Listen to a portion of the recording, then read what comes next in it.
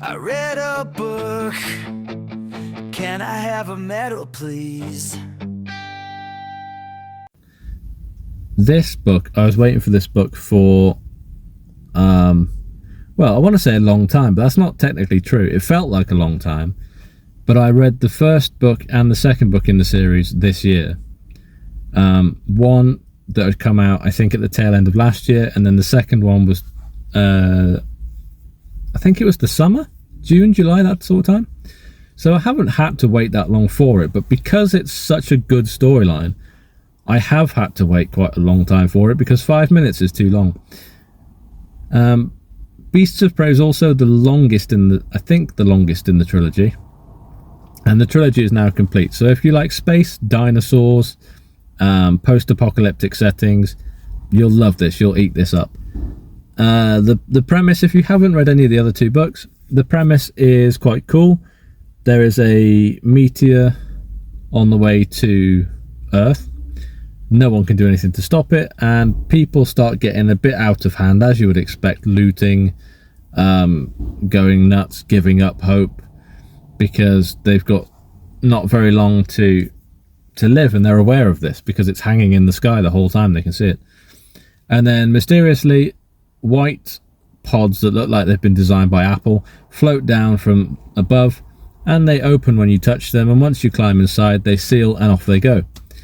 So people fight for these pods, and then these pods open up on like tropical beaches and in the jungle and things like this, and they begin to work out that it's not as homely as they feel it is. So they're not really on a tropical beach, they're not really in the jungle, they're in a facsimile of these things somewhere else.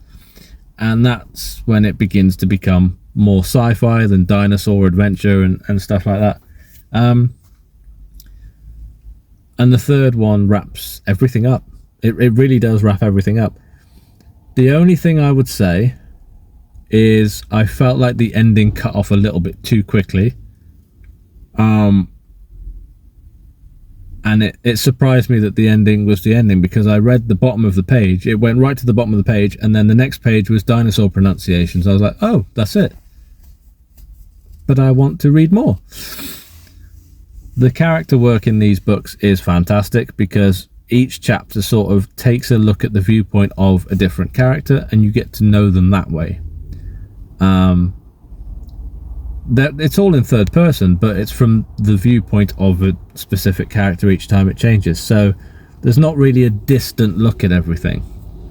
You get to see everything from the inside through the eyes of the different characters. The characters are fantastic. I feel sorry for Cameron. I'm sorry, Geoff, I do. I think you did Cameron dirty there. But no more than that, because spoilers. But yeah, they're absolutely fantastic. One of the best trilogies I've read in quite a long time. And they're all on KU, so if you've got KU, give it a shot. If not, they are worth your time, and they are worth a purchase. They really are. Few more touches of horror in this one than in the others, which was welcome, because it made it stand alone against the other two. But yeah, thoroughly enjoyable. 5 stars easy for me. Go and check out the whole Struggle for Preservation series. And as for me, I'm probably at some point now going to check out Geoff's other book that I've seen, The Dinosaur 4. So yeah, definitely recommend this one. Brilliant storyline, great book.